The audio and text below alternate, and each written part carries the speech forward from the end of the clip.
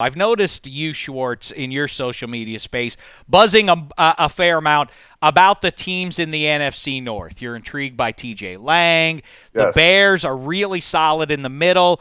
I know that this goes against what the vast majority of football minds are saying right now. Everybody's making their jokes about Mike Glennon for $15 million. And every year there is a personification of how much money. There's too much money in pro football if blank can make blank, you know. But to me, Mike Glennon, $15 million in this day and age, I think that's fine, and I happen to think he's going to be just fine with a good running game and a great O-line in front of him and a defense that's coming together. That all amounts to this. Write it down now, fellas, in plume or in mechanical pencil or otherwise. The Chicago Bears are going to have a winning record this year. How say you, Schwartz?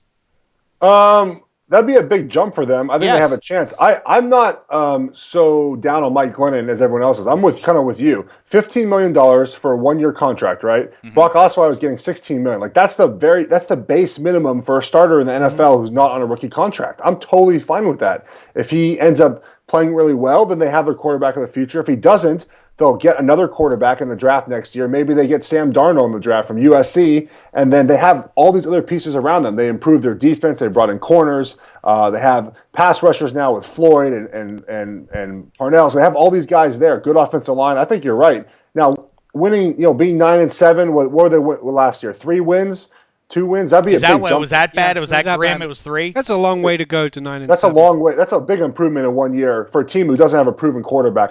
And with the Lions improving, I believe, the Packers got a little worse. That's what I'm getting at. I feel like the Packers have taken a mild step backwards. They've lost the offensive line, they added secondary tight end that can really make a difference. Well, that's definitely another weapon for Aaron Rodgers. I get it. They've taken a little step back, but I think you still put that Packers team with Aaron Rodgers leading it versus the Bears. I guess they win both games. The Vikings had that great start to the year and were probably undefeated, and people were talking, well, they're definitely going to the playoffs, and then they fell apart because of injuries.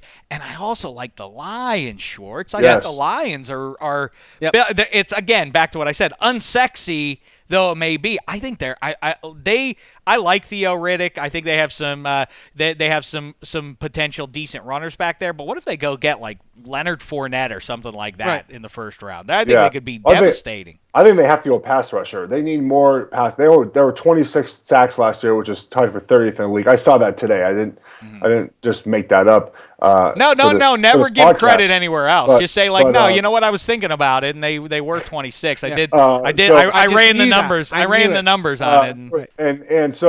And they need to get better at that. But they're the only team, I think, in the history that I remember that lost 2 offensive linemen to monster deals, Riley Reif and Larry Warford, and then signed 2 guys who are better than those 2. Right.